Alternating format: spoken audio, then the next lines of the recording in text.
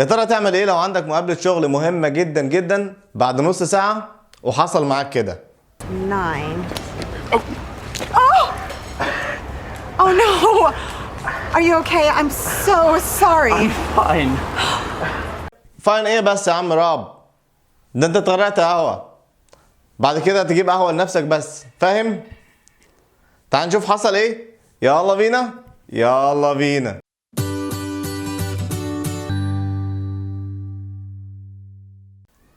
السلام عليكم، ازيكم عاملين ايه؟ يا رب تكونوا بخير.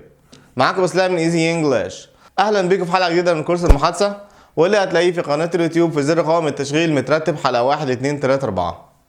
وعشان ما نطولش على حضراتكم خلينا نشوف اول مقطع وبعدين نتناقش فيه. جاهزين؟ Let's do it.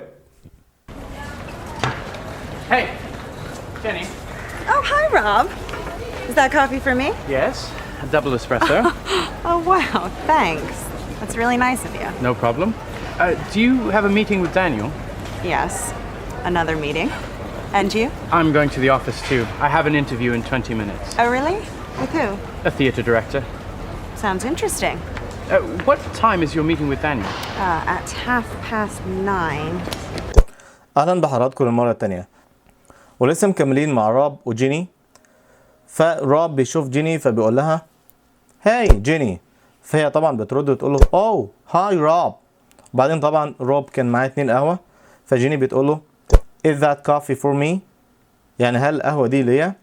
فطبعا هو رد وقال لها yes double espresso، يعني قهوه دبل. وكنا اتكلمنا بالتفصيل على ازاي تطلب قهوه وانواع القهوه، اعتقد في الحلقه رقم 5.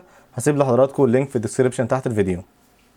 فطبعا هي بتقول له اوه واو thanks it's really nice of you، يعني ده لطف منك. فطبعا هو رد وقال لها no problem، مفيش مشكله. وتخلي بالك من الاو بتاعت no، وتخلي بالك من اللتر P بتاع problem، الصوت بتاعه كده problem. وبعدين بقى سألها سؤال وقال لها do you have a meeting with Daniel؟ طبعا الناس اللي متابعين معانا عارفين مين دانيال، كنا اتعرفنا عليه في الحلقة اللي فاتت. وزي ما قلنا قبل كده يا جماعة ان الكورس ده مبني على بعضه، يعني لازم تشوفه بالترتيب علشان تفهم الاحداث وتبقى عارف الشخصيات. تمام. فطبعا هي ردت عليه وقالت له yes another meeting and you، ايوه في مقابله تانية مع دانيال، وانت بالنسبه لك ايه؟ لو اتكلمنا في طريقه النطق هلاقي عند كلمه another هتطلع لسانك في التي اتش another، وعند كلمه meeting التي جت بين صوتين متحركين فبالتالي هتبقى soft ده meeting. تمام. طيب عايزين بقى نعرف حاجه مهمه جدا، هو ايه الفرق بين another و other و others، علشان ناس كتير جدا بتتلخبط فيهم. طيب انا هقولك بقى الفرق بمنتهى السهوله من غير ما ندخل في تفاصيل كتيره علشان ما تتوهش مني. اول كلمه اللي اسمها another، الكلمه دي معناها one more، يعني واحد اضافي، ودي يجي بعدها مفرد يعد، يعني يجي بعدها حاجه مفرد ممكن نعدها، وده مفتاح الحل بتاعها، انه another بيجي بعدها مفرد يعد. على سبيل المثال انا قاعد وخدت فنجان قهوه ولسه عايز فنجان قهوه كمان، فممكن اقولك give me another cup of coffee please، يعني اديني واحد قهوة كمان. لو لاحظت هتلاقي cup of coffee، cup ده واحد، عشان كده قلنا another. طيب كويس جدا. نيجي بقى كلمة other دي معناها آخر أو ثاني برضو، ولكن الكلمة دي ممكن يجي بعدها حاجتين، ممكن يجي بعدها المفرد يعني حاجة مفرد، أو ممكن يجي بعدها حاجة جمع، لكن another الأولى حاجة مفرد بس. تمام. لكن دي اللي احنا بنشرحها دي ممكن يجي بعدها حاجتين. طيب يجي بعدها مفرد زي ايه؟ لو انا قلت لك I can't find my other key، انا مش قادر الاقي مفتاحي التاني الاخر، وهنا key مفرد، فاذا other ممكن نستخدمها مع المفرد. طيب ممكن نستخدمها مع الجمع ازاي؟ لو انا قلت لك على سبيل المثال some students learn fast but other students need more time to learn English. Some students learn fast, but other students need more time to learn English. والمعنى إنه بعض الطلبة بيتعلموا بسرعة والبعض الآخر بيحتاج وقت أكتر علشان يتعلم English. خلي بالك أنا قلت but other students، والبعض الآخر، وكلمة students دي جمع، والخلاصة إنه other ممكن يجي بعدها مفرد أو جمع. كويس جدا. طيب تعالوا بقى نتكلم على others. others دي فيها as، ودي معناها الآخرون، ودي ما بيجيش بعدها أي حاجة. الفرق بينها وبين other اللي خدناها من شوية إنه other اللي خدناها من شوية ما فيهاش as، لكن others فيها as ومعناها الآخرون وما بيجيش بعدها حاجة، وهي اسم. على سبيل المثال some people read for fun and others read to study. some people read for fun and others read to study. والمعنى بعض الناس بيقرأوا من أجل المتعة والآخرون يقرأوا من أجل الدراسة. يبقى كلمة others هنا معناها الآخرون وما بيجيش بعدها حاجة. تمام؟ كويس جدا. طيب فهي بقى بتقوله إنها هي عندها مقابلة تانية. طب وانت بقى هتعمل ايه يا راب؟ فقال لها I am going to the office too. I have an interview in 20 minutes. والمعنى I am going to the office أنا رايح المكتب برضو. I have an interview in 20 minutes يعني أنا عندي مقابلة خلال 20 دقيقة. طيب لو اتكلمنا في طريقة النطق هنلاقي عند كلمة going، خلي بالكم أنا ما قلتش going. طيب نيجي بقى عند كلمة the office. أولا the تنطق the وليس the لو جه بعدها حرف متحرك، وكلمة office حرف ال O ده حرف متحرك، فبالتالي the تنطق the office. في حاجة كمان the انتهت بحرف متحرك وهو ليس ال O، وoffice بدأت بحرف متحرك. في الحالة دي هنعمل بينهم ربط باستخدام صوت ثالث في النص هو صوت الياء، تبقى the يا office.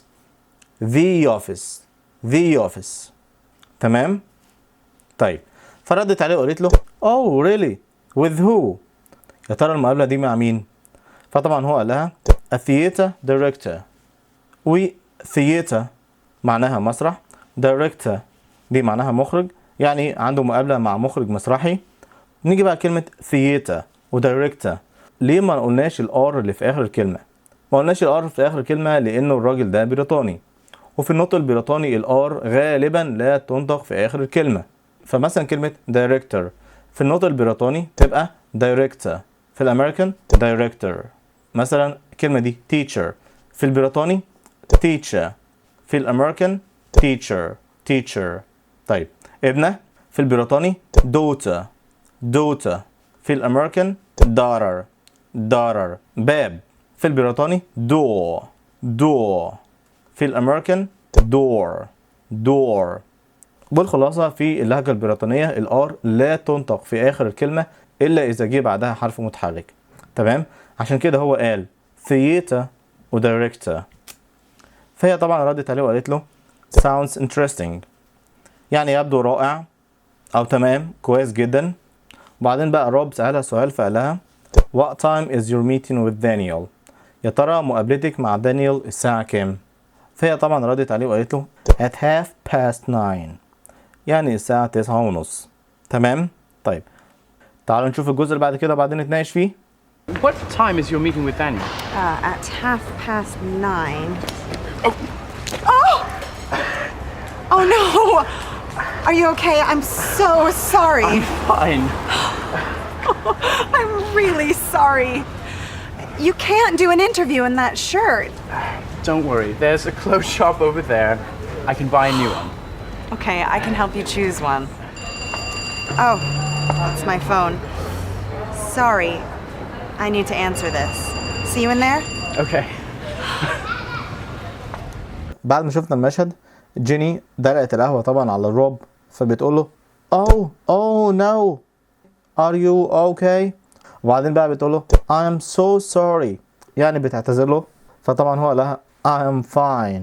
وبعدين هي بتعتذر المرة التانية فبتقول I am really sorry.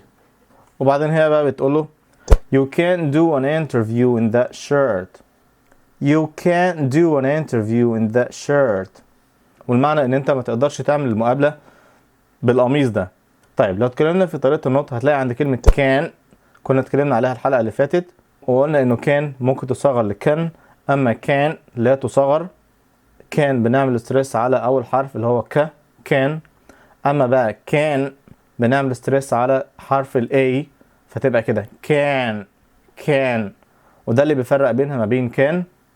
You can't do an interview in that shirt. An interview ده في بينهم ربط لأنه an انتهت بحرف ساكن هو حرف ال N، وانترفيو بدأت بحرف متحرك وهو حرف ال I، فبالتالي هنربط بينهم. ازاي؟ هنحرك ال N في أول كلمة interview فتبقى an interview in that shirt. تخلي بالك من that هتطلع لسانك في TH that، وكلمة shirt الصوت اللي بعد الش هو صوت ال وده طويل شوية. بنلاقيه في كلمات زي shirt bird word. فطبعا هو رد وقال لها don't worry there is a clothes shop over there. don't worry there is a clothes shop over there. قال لها ما تقلقيش في محل ملابس هناك. I can buy a new one. أنا ممكن أشتري واحد جديد. فهي طبعا ردت عليه وقالت له okay I can help you choose one. يعني ممكن أساعدك تختار واحد. وبعدين بقى التليفون بتاعها رن فقالت oh it's my phone. وبعدين بقى بتعتذر له عشان ترد فبتقول له sorry I need to answer this. يعني بتعتذر له وبتقول له أنا آسفة مضطر أرد. وبعدين بتقول له see you in there. أشوفك هناك يعني في محل الملابس. فهو رد وقال لها اوكي تمام. احنا كده خلصنا المحادثة وانت جاهز تشوف المحادثة كلها لوحدك وانت فاهم كل حاجة. تمام يلا نشوفها. Hey, Jenny. Oh, hi, Rob. Is that coffee for me? Yes, a double espresso. Oh, wow, thanks. That's really nice of you. No problem. Do you have a meeting with Daniel? Yes, another meeting. And you? I'm going to the office too. I have an interview in 20 minutes. Oh, really? With who? A theatre director. Sounds interesting. What time is your meeting with Daniel? At 9:30. Oh, Oh! Oh no! Are you okay? I'm so sorry. fine. I'm really sorry. You can't do an interview in that shirt.